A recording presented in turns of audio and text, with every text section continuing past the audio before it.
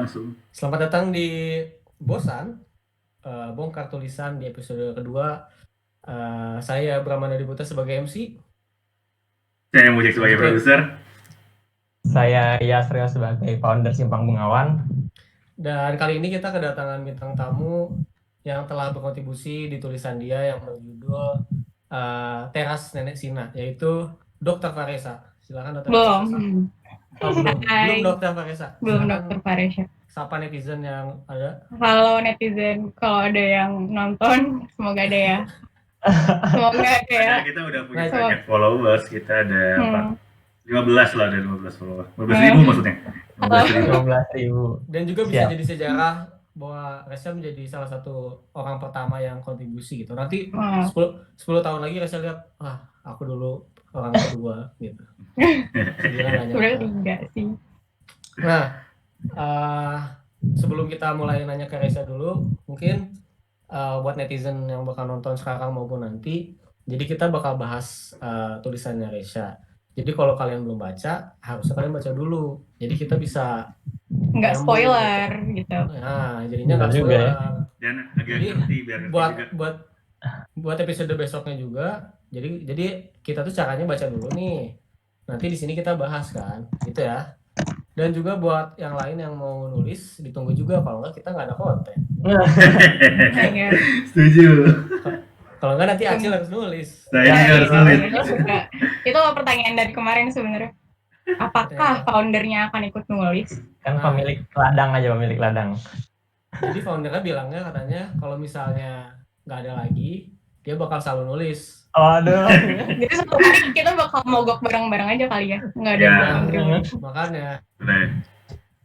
Cil, udah ada yang masuk lagi belum, Cil? Apa tuh tulisan? Tulisan, udah yang daftar lagi belum? Ya. Ini Padat gara-gara padat sih. Nantilah. Oke. Tapi tetap ditunggu yang lain juga kalau ada yang mau nulis, tetap Benar, kita ditunggu. tampung. Dan berharap sebenarnya. Berharap terus, dan juga sebenarnya juga jadinya apa ya, kayak kita bisa nunjukin the real masing-masing orang tuh di sini gitu. Di tempat lain kita berpura-pura, di sini kita jadi diri kita gitu. Aing merasa diserang BTW. Jangan gitu dong. Mungkin mulai langsung ke tulisannya. Aing mau agak mungkin bukan review ya, apa yang Aing rasakan ketika membaca gitu ya.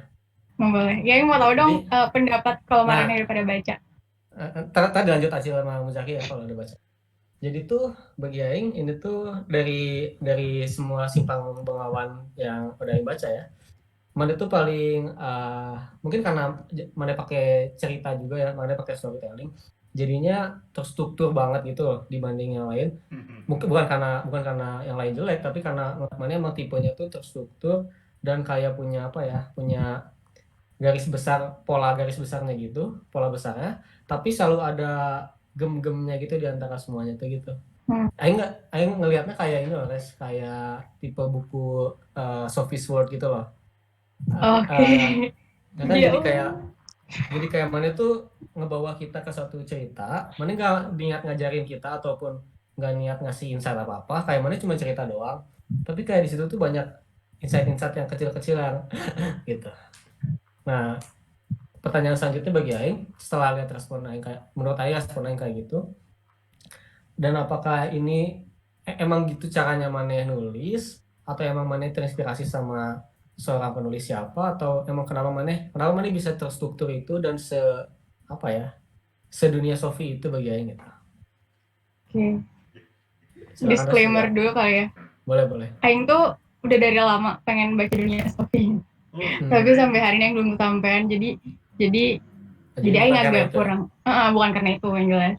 Terus kalau menurut Aing sih, Aing banyak terinspirasi dari apa yang Aing baca, dan kalau boleh jujur, yang Aing baca tuh antara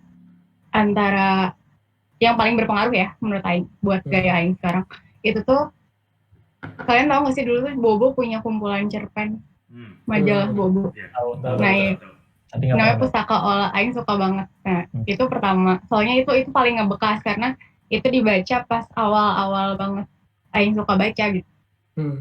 Terus yang kedua kayaknya aing punya satu cerpen yang aing suka banget, yang dibacanya juga zaman dulu sih. Jadi kalau karena sekarang anaknya udah jarang baca, jadi yang sekarang tuh justru punya impact yang lebih kecil dalam ngebentuk aing sekarang kalau menurut aing. Dulu tuh aing baca cerpen di Kompas, sampai hari ini aing masih inget judulnya. Apa tuh? Judulnya kalau kalian mau cari, Kupu-kupu Orang Mati. Iya, Ji. Kira teras Indonesia. Itu tuh Taunya teras Indonesia. penuturannya agak-agak, kalau aing boleh mirip-miripin ya, karena aing suka sama penuturannya tuh mirip ke sana gitu. Jadi ada sense kalau ketika orang baca cerita itu tuh rasanya latarnya nggak di sini gitu. Maksudnya bukan kayak cara kita berbincang-bincang sehari-hari. Kalau aing tangkepnya karena itu bukan maksudnya bukan daerah asal aing sekarang gitu, si latar cerita itu. Gue nggak bingung ya. Gitu. Terus juga bagusnya juga mungkin karena mana yang suka cerpen tadi, jadinya tuh aing tuh kebayang dengan versi aing sendiri ya. Rumahnya Nenek Sina tuh aing punya gitu, versi aing sendiri di bayangan aing. Sepakat Den.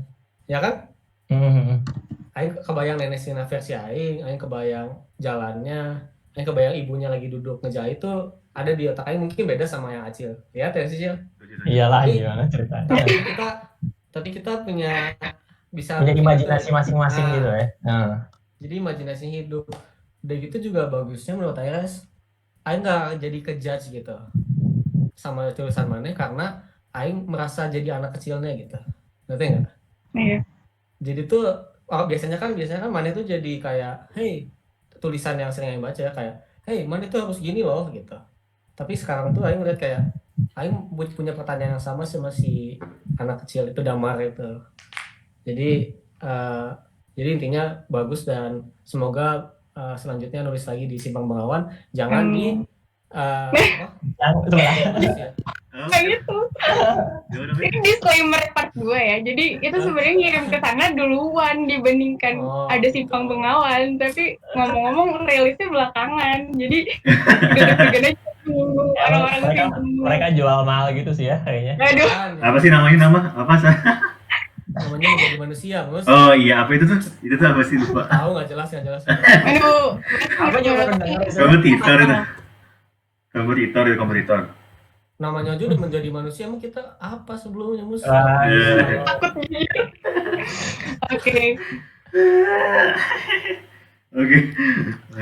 Mungkin dari Acil mau ada komentar dulu nggak tentang tulisannya? Aing juga sepakat sih. Kalau dari Aing kayak, karena Aing juga baca tuh Resya ngirim dari ke email Simpang Bengawan kan. Jadi kayak pas baca tuh setiap kurang nge-scroll dari setiap halaman dan kalimatnya tuh kayak menganga gitu loh. Apaan nih gitu. Jadi kayak semakin penasaran ini apa sih, mau kemana sih. Benar-benar, sekecil. Iya. Kayak kita tuh dibawa terus ya. Gitu.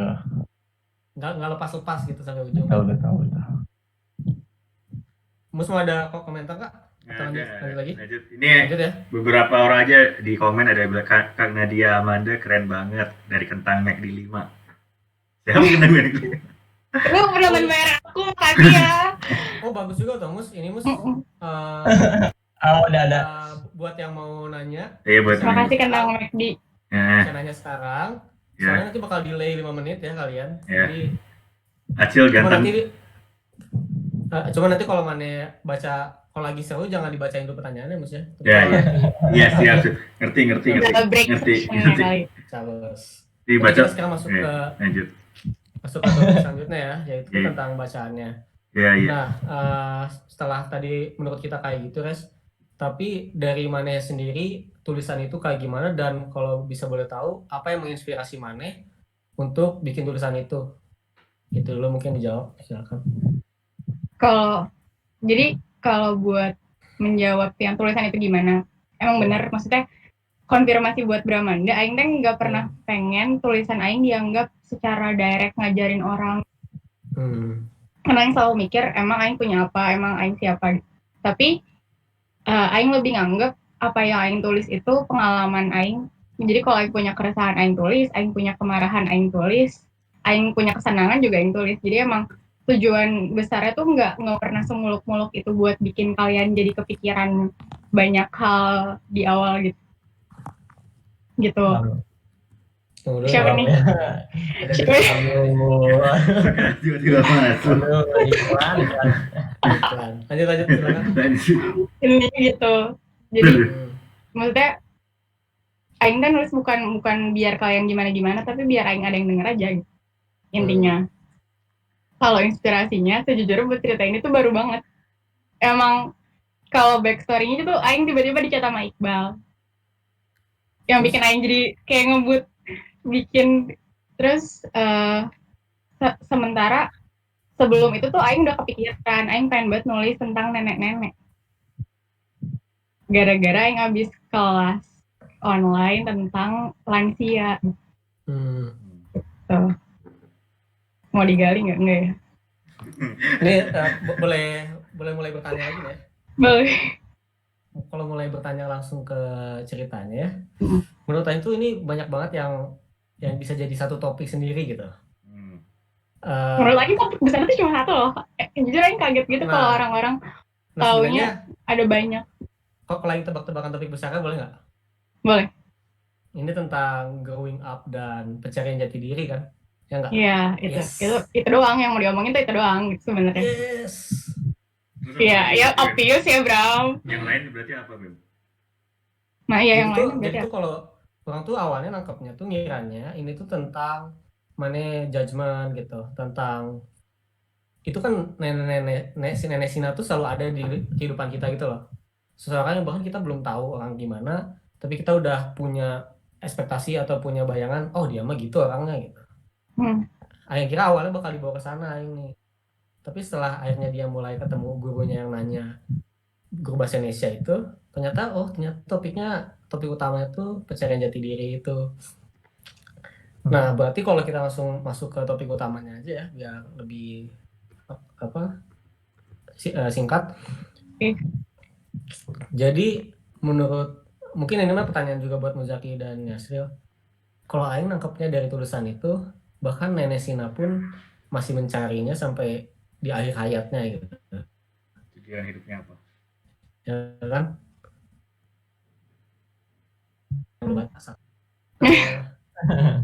Hayatnya pun dia terus mencari jati dirinya, sedangkan kita udah anxious karena Aing belum tahu apa-apa gitu sampai saat ini gitu. Itu kayak apa ya? Aing sih merasa relatable aja jadinya, jadi kayak sih. At least Aing seneng kalau ternyata Resya pun mikir gitu. Aing juga baru tahu kalau ternyata mungkin yang lain juga bakal ngerasa kayak gitu kan. Nah. Dan gimana? Nah, lanjut. Kalau Aing tuh mungkin latar belakang lain kenapa Aing nulis ini ya. Maksudnya kalau kemarin perhatiin kita tuh udah mau masuk ke masa-masa quarter life crisis. Maksudnya bentar lagi tuh kita bakal dituntut kita mau ngambil peran apa di masyarakat. Atau mungkin dari kecil kita udah digituin secara halus perlahan-lahan disetir-setir ke arah mana gitu.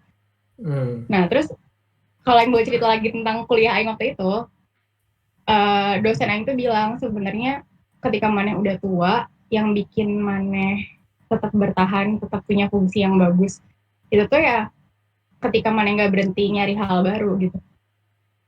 Maksudnya maneh tetap nemuin purpose baru buat hidup. Maksudnya, jadi maneh nggak stuck sama posisi maneh sekarang.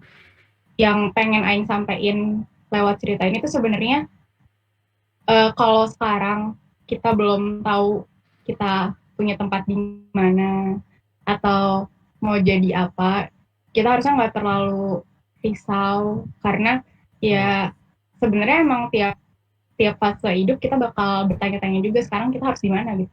Kita nggak akan stuck di tempat yang sama terus aja. Jadi gitu doang sih sebenarnya.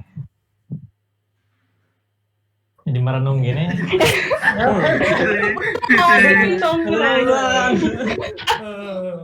Beneran. Tapi kalau kita mau dibahas lebih lanjut gitu ya, ada konspirasi elit global lagi sebenarnya. Apa ini? Jadi tuh entah kenapa mungkin kita tuh kayak ke desain ataupun nggak tahu Aing belum ngerasain, tapi kayak semuanya tuh seolah-olah memaksa kita at least 25 masa mana belum figure it out sih gitu. Iya. Kayak bahkan Bahkan sekarang bro. sekarang, jangan sekarang deh. Sebelum kuliah. SMA, mana aku sudah nentuin Iya. PTN kita mau Kuliah apa apa? gitu. Jurusannya mau apa. sedangkan orang yang bilang belum tahu lah, yang penting ITB itu tuh salah gitu, ya kan? Betul. Kayak, oh mana harus tahu dong, jangan asal ITB doang. Hanya langsung ada jalur apa sih namanya? Apa? Jalur misi, bukan jalur misi tapi PMDK apa bukan? bukan. Yang itu yang bayar nentuin jurusan dari psikologis kita. Oh, kayak Oh, bidik Bidik jurusan. gitulah. Bidik jurusan. Bisa Bidik buat. misi. Maaf Aku nggak banget. ngomong, aku jangan bidik-bidik doang. Bidik jurusan. Jurusan. Sensor lah ya, sensor.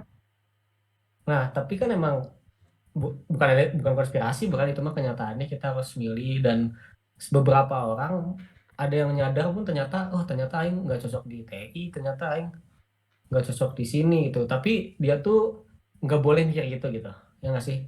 Karena emang kenyataannya emang nggak boleh. Dia udah di sana. Lanjut Ya kan? gitu. Masa aing sekarang udah tinggal skripsian, aing kayaknya nggak TI deh.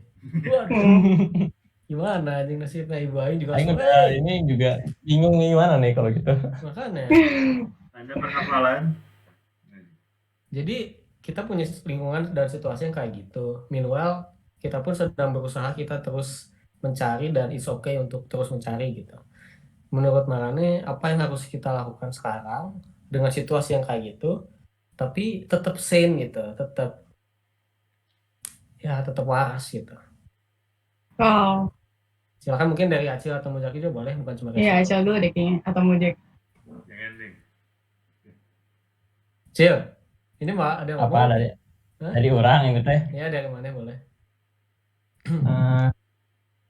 Kalau orang tuh apa ya? Sebenarnya perspektifnya ditarik mundur lagi sih. Jadi kalau tadi cerita soal mana mungkin agak ragu-ragu gitu ya ketika dituntut oleh dunia untuk memutuskan pilihan hidup di usia tertentu gitu.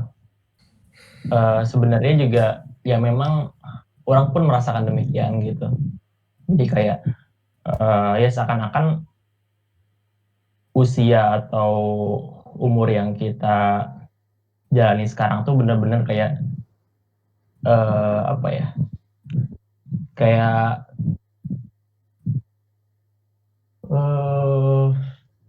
seakan-akan jadi aing kudu 25 kudu kieu, 30 kudu kieu. Jadi kayak seakan-akan jadi angka dan sebatas target-target gitu. Sampai-sampai kita lupa menikmatinya itu sendiri. Nah, lupa untuk hidup Jadi gitu. manusia. Nah, jadi sebenarnya apa yang orang renungkan adalah stigma tersebut ya harus kita lawan pelan-pelan gitu. Jadi apapun yang bersumber dari orang lain, motivasi yang kita tumbuhkan dari orang lain itu kita coba kikis pelan-pelan. Sebenarnya itu sih yang orang sedang coba lakukan gitu ya. Dan orang coba titi.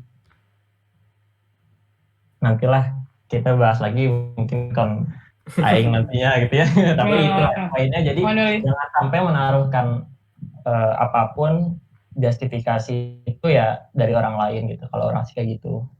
Berarti ditunggu tulisan selanjutnya Cil ya. Dari foundernya langsung. Aduh, biasa aja sih sebenarnya mah. Gak usah lah. Bilang tambahin dulu. Nggak apa-apa, komentar dong. Iya. Skip terus sih produser. Dari tadi produser juga Mujek mikir apa? Apa? Lanjut aja nih. Lanjut aja dulu. Oke. Tadi ditanya Resa dulu, jawab. Oh iya benar, pantesan. Iya ya, atas jawab. Jadi apa ya, maksudnya apa supaya stay sane di dunia yang kayak gini? Kalau secara khusus dibahas kayak mana udah tingkat terakhir, aing udah tinggal koas misalnya, terus tiba-tiba suatu hari aing mikir aing nggak mau jadi dokter atau mana nggak mau di teknik industri. Menurut aing mah ada banyak kepentingan sih di sini. Yang kayak gitu-gitu tuh mungkin kalau udah kecemplung ya pilihan kita terbatas di kayak selesaiin yang ada gitu, selesaiin yang udah maneh mulai, terus ketika akhirnya maneh mau mulai chapter lain dengan arah yang benar-benar beda ya mangga gitu. Tapi ketika ngomonginnya tempat maneh sekarang kasarnya lagi terjebak gitu, kepentingannya nggak cuma kepentingan maneh, ada kok orang-orang yang mungkin lebih bold lagi langkahnya, mereka emang beneran pindah gitu. Aing punya teman-teman yang udah 2 tahun nih di ITB gitu, udah bayangin udah ngelewatin TPB iya, setahun di jurusan iya, tapi suatu hari mereka memutuskan untuk mencoba masuk ke jurusan Aing gitu, dan ternyata mereka diterima, dan mereka harus mulai ulang bersama orang-orang yang usianya 2 tahun lebih muda, dan menurut Aing itu nggak apa-apa gitu. Emang kadang-kadang balik ke diri mana sendiri. Jadi Aing setuju sama Acil juga, justifikasi dari orang-orang itu harus dikikis pelan-pelan, karena ujung-ujungnya ya mana yang lagi nyari dan harus nemuin diri mana sendiri gitu. Mantap sih. Oke. Itu. Tapi Aing nggak tahu sih, maksudnya ini Aing ngomongnya dengan kapasitas pengamat, bukan Iya, kapasitas enggak. orang ahli gitu. Nah, jadi tuh ini yang serunya di Simpang Bengawan ini kita nggak ada yang ahli di sini. Ini kita hanya bersama-sama merasakan dan bercerita gitu. Nah, kayak contohnya nih, kayak kasus tulisan Reza sekarang nih. At least kita, Aing, dan mungkin yang bakal nonton juga, jadinya kayak, oh ternyata ini bukan cuma yang Aing rasain doang, ternyata masih banyak yang ngerasain kayak gini. At least dengan aware itu aja, menurut Aing udah cukup membantu loh. Udah kayak, oh kita ngadepin masalah ini bareng-bareng gitu. Jadi nggak kayak Aing ngeliat Reza, siapa mah dokter, siapa mah gini, malah jadi stres ke Aingnya. Ternyata mana pun punya masalah yang sama, Aing pun masalah yang sama. Jadi kita kayak bareng-bareng ngelewatin ini. Anjay. Ya nggak sih? Rangkulan bersama gitu ya. Itulah Simpang Bengawan gitu. Gitu Beda ya. dengan menjadi manusia. Itu juga MM. MM. Kayak mana gini dong gitu. Ya kan? Jadi Memang dituntut gitu ya. dituntut dan mana kok gitu sih gitu. enggak. Kita mah Nah, enggak. menjadi manusia aja perlu standar kan enggak itu kan. Betul juga. Kita mau udah jadi manusia. Itu mah kalimat ya yang tadi yang sebutin bukan soal tren, kayak kalimat aja. Makanya. Ya udah. Kacau. Dasar permainannya tidak sehat ini. Kompetisinya tidak sehat. Loh gitu Mus, butuh konflik Mus. Ya nanti kan viral. Emang Lanjut.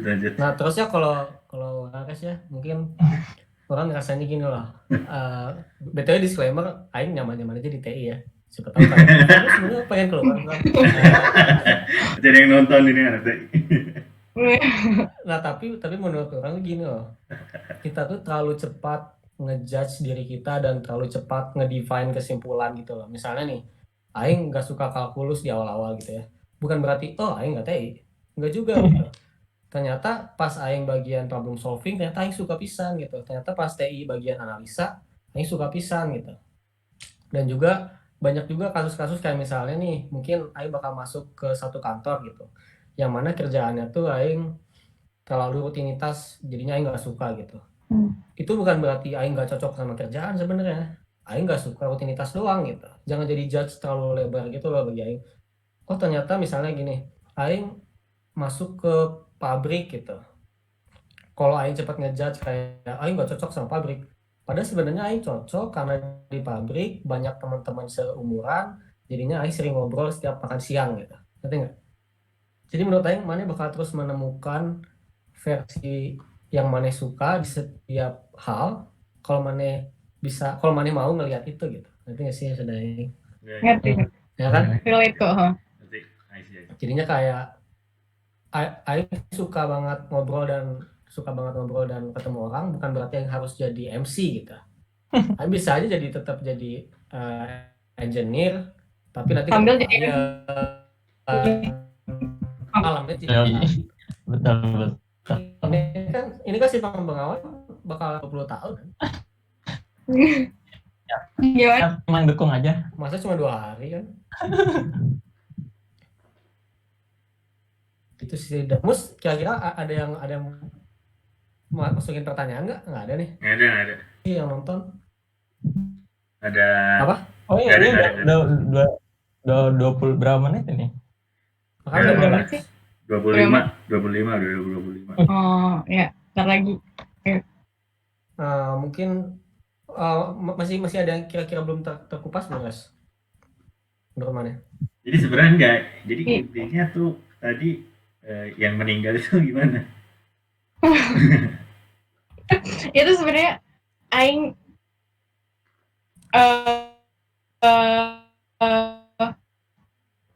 awalnya bikin editnya ini raw banget karena emang belum main apa-apain lagi setelah jadi gitu, belum main baca, bahkan aing ada typo gitu. Jadi emang dan aing insecure gara-gara pas aing lihat ini page count-nya kok udah agak lebay ya. Aing takut banget di exit terlalu panjang buat masuk ke Simpang Bengawan gitu.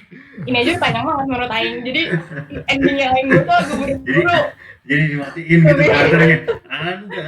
Nggak gitu, tapi emang Ada Doraka sama si nenek. nah, Ada Doraka sama si nenek. jujur-jujuran sebenarnya aing lebih senang ngelihatnya secara bijak dan diplomatis kayak gini.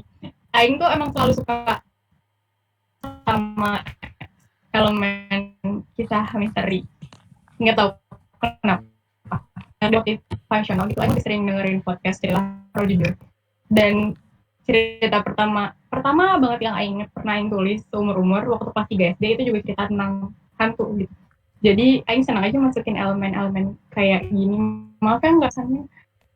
Jadi, nah tapi untuk ini apakah dia hantu, apakah dia sebenarnya masih ada atau gimana? Kan jadi terserah yang baca mau ngeliat kayak kalau aku lihatnya Sorry. kayaknya hidup. Hantu ya. Soalnya kejadiannya pas Yata pulang, pas Yata baru dari neneknya pulang. Punya bilang udah 9. Iya udah nggak sadar ya. Dari pas pagi Yata nggak ada di depan tuh udah meninggal sih. Oh gitu ya. Gitu. Nanti deh coba di tapi kulik bebas lagi. bebas. Gimana yang nangkep? Kalau orangnya suka cerita misteri kayak Aing dan mau anggap itu hantu juga boleh banget. Walaupun Aing juga bingung gimana jelasinnya, tapi ya udah ceritanya gitu. Cuman Pesan terakhir aja. Cuma jadi itu justru yang jadi plot twist aja, ini cerita hantu aja. Beda tuh. Aing kira Maksudnya nggak jelas banget kan, Aing mau bikin apa sebenarnya dari awal Anda yang dong. judgmental masuk. Dan Anda exit. Aing udah Alasan tahu sebenarnya exit mau cerita dibuat meninggal. Aing jadi kedengeran Ya, kayak itu loh, Bos. sinetron gak sih? tapi jadi kayak justru pas udah dibawa ke sana ke sini patah dari tas gitu. Waduh. Jadi kayak komedi gitu. Dia dibawa tinggi, taunya dijatuhin. Ada punchline-nya gitu. Selain ya variasi lah. Nah, terus Bagus kok. nih, bagus banget. Di tulisan selanjutnya. Jadi kalau kita sih lebih berharap maneh tipe tapi seminggu sekali ada gitu. Terlalu kayak. Dan juga sebenarnya suatu achievement banget bagi Simpang Bengawan kalau maneh anxious ngirimin ke Simpang Bengawan. Kita merasa jadi lebih berarti lah. Iya, Aing ngeliat Simpang Bengawan tuh kayak isinya kan tiba-tiba ada kurva matematika. Di sebelahnya itu tulisan Aing kayak jadi ngerasa Iqbal dengan tulisan motivasional berdakwah gitu. Aing insecure banget, jujur banget ini. Apakah Aing bisa make it? Sebenarnya kita tuh emang di sini bukan ngebentuk maneh harus jadi gimana atau jadi gimana. Emang manehnya aja udah cukup gitu. Wow. Beda sama nggak usah dibahas. Tapi nggak apa-apa sih kalau mau ada yang ngasih lain juga gitu. Ya kalau ini tidak mengikat kan ya? Tidak. Dan nggak kayak bola. Gue ngirim tulisan aja udah seneng. Ngirim tulisannya udah mungkin sekarang gini Res pertanyaannya. Aing sendiri nih, Aing juga insecure banget untuk nulis dan kayak Aing belum belum Aing siapa sih untuk bisa sama kayak mana lah. Aing siapa sih untuk bisa nulis dan ngasih tahu orang sesuatu hal gitu. Tapi gimana ada tipsnya bagaimana untuk overcome itu dan jadinya peminat peminat yang nulis kita makin banyak. Mungkin apa ya? Cara nge-overcome itu tuh klise banget sih Bem sebenarnya. Tapi mana harus nyoba gitu. Kayak Aing ngelihatnya mana? ini ngomongin kemana ya? Banyak banget hal-hal yang kalau mana paksain mana sampein secara verbal mungkin nggak nyampe karena penyampaian verbal tuh direct, mana cenderung nggak selalu bisa mikirin matang-matang apa yang mau mana omongin gitu. Tapi ketika mana mau nulis, mana bebas, mana nggak harus dilihat sebagai mana bisa kayak Aing nyamar jadi anak SD. Benar-benar. Atau mana juga bisa ngomongin, maksudnya Aing ngelihat ini media explore mana terhadap diri mana sendiri, jadi coba aja gitu. Cara overcome-nya, Aing dulu cuma nulis diary gitu, cuma nulis hari ini Aing ngapain, jajan apa, ketemu siapa di sekolah. Coba aja dari hal yang kayak gitu, dan si Pangbengawan mau nerima kan ya kalau ada yang kayak gitu. Suka banget. Coba gimana? Suka banget ya. Maksudnya cobalah dari hal yang kayak gitu, karena nanti mana tiba-tiba kecanduan aja. Tuh buat yang lain ya. Atau tanya Muzak. Muzak kayaknya lebih expert, Mus. Gimana sih caranya memproduksi tulisan-tulisan yang berbobot? Nah ini menarik. Cara kontinu. Menarik soalnya kalau Reza kan bisa caranya tuh kan dia bikinin cerita tuh untuk nge-overcome tadi kan. Mana kan tipikal nulis emang bukan sebaliknya cerita apa sih? Apa? Emang gak pakai cerita lah, emang opini lah, emang esai gitu bentuknya. Esai. Nah, apakah Mani punya keinsecurean itu atau gimana caranya supaya itu nggak jadi kayak, hoi, gini dong gitu. Gimana ya maksudnya? Pertama nulis itu setuju untuk ekspresi diri sih, untuk explore diri dan segala macamnya. Justru ketika nulis tuh apa ya? Jam terbang sih sebenarnya. Gue kan jam terbang. Berarti kalau kita mah tulis aja terus Mas ya. Nulis aja terus, maksudnya bahkan orang pun mulai dari Twitter doang gitu loh. Dari Twitter banget Mujek pernah lihat one by one paragraph. Nah, betul. Setuju. Keren banget menurut Aing. Sampai berapa tahun, Mas? Sampai setahun lebih itu, sampai 500 paragraf. Keren banget, cuy. Persisten sama banget. Waktu itu tiba-tiba kehapus. Iya. Waduh. Nah, ada 500 paragraf yang ditulis setiap hari. Itu juga mungkin kayak nulisnya nanti gini. Di situ juga ada tulisan puisi juga gitu.